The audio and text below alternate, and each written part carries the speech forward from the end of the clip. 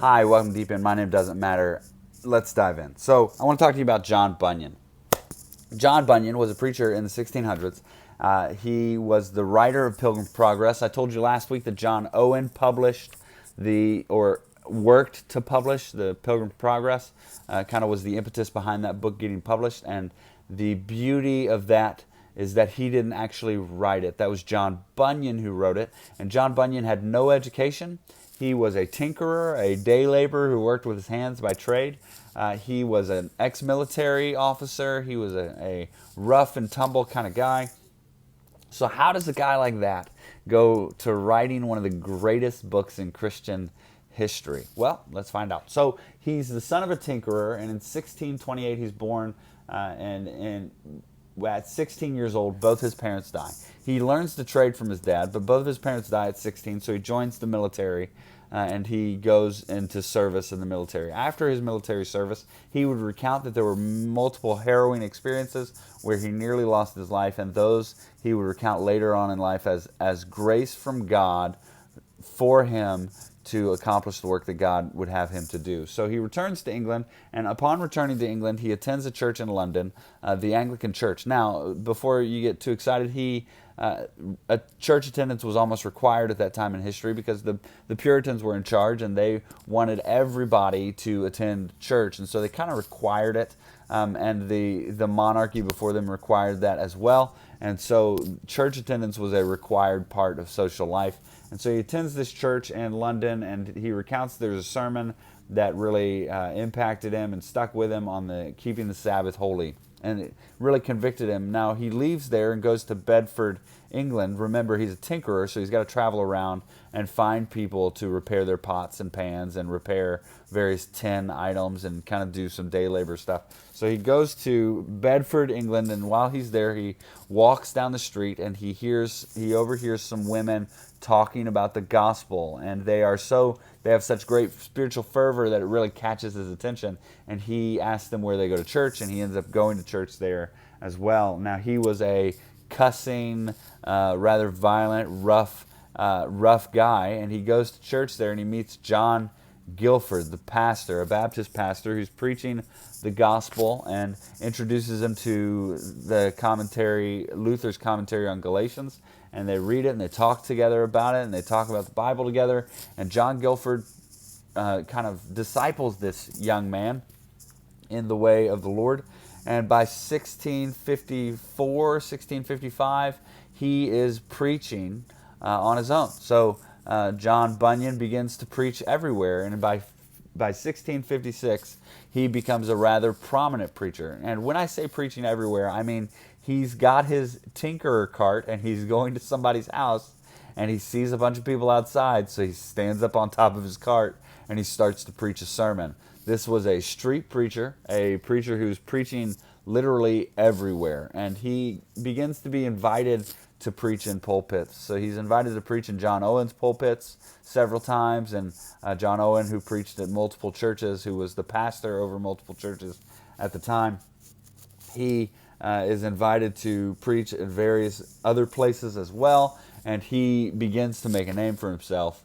Not for himself. He begins to make a name as a preacher of the gospel of Jesus Christ, making a name for Jesus. So in 1660, the monarchy is restored. And when the monarchy is restored, all these free preachers who were allowed to preach wherever they wanted under the Puritan reign are no longer allowed to preach. They have to be licensed by the Church of England, and the Church of England insists that they preach the way that they want them to. And John Bunyan, of course, is not licensed. He's not educated. He's not an educated man. He has no education beyond being able to read and write. And so this tinkerer, is told that he can't preach anymore. And somewhere around 1660, he is warned that they are going to come and arrest him if he continues to preach. He refuses to stop preaching, and he has an option. He can either flee and run and hide like many other pastors had done, or he could stand and be arrested. And he opts to stand and be arrested. Now, the punishment for preaching without a license in those days was 3 months in prison, and then exile if you refuse to recant, or execution if you refuse to recant and are viewed as a threat.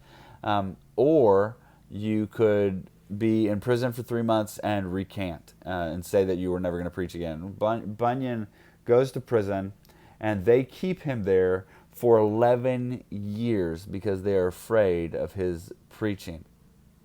11 years in prison. The 3-month sentence turns into 11 years. And while he's in prison, he writes 2 incredible books. All of Grace, which is his own autobiography, and The Pilgrims Progress, which is one of the greatest books in Christian literature. If you've not read it, you need to. So with no other outlet to share the gospel, he writes. And he writes like crazy. He writes over 70 works. John Owen is instrumental in publishing several of them. John Owen, of course, from a prominent family, a kind of a court preacher, theologian, who is highly educated and elite in status and class, and therefore does not suffer the same kind of imprisonment as Bunyan does. But he goes and he writes of Bunyan. I think I said this the other day, that when Charles II asks him, why would you support this preacher, this uneducated, unruly Baptist? And Owen's response was, if I had half the ability to preach with the power of the tinkerer to engage men's hearts, I would give up all my learning for that. Now, Bunyan's certainly incredible. He's certainly an amazing story. God worked in his heart to change him, and this uneducated man who knew nothing of scholarship or anything like that becomes one of the greatest writers in Christian history. And that just goes to show you that God uses people's fervor for the gospel, and he uses the lowest of people to accomplish the greatest of things. John Owen certainly would have been the one that you would expect to write something that would be so long-lasting and prolific as The Pilgrims Progress. But it wasn't John Owen, the educated scholar. Instead, it was his contemporary, the tinkerer with no education, who was a rough and tumble personality, who wrote one of the greatest works in Christian history. Now, John Bunyan was certainly an incredible man, but I want to tell you about his wife. He was married twice. His first wife died in somewhere around 1658. She dies, leaving him 4 children. He remarries very quickly a young 18-year-old woman named Elizabeth. We don't know his first wife's name. Elizabeth then takes John Bunyan as her husband and his 4 children as her own. And John Bunyan, 1 year later, is imprisoned for 11 years. And Elizabeth raises 4 of John Bunyan's kids, her stepkids, by herself with no job for 11 years, trusting in the providence of God and in the love of the community at Bedford.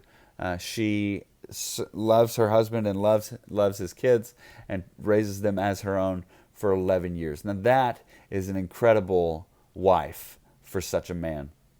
And when he leaves, they have another kid together, and she loves him and outlives him in time.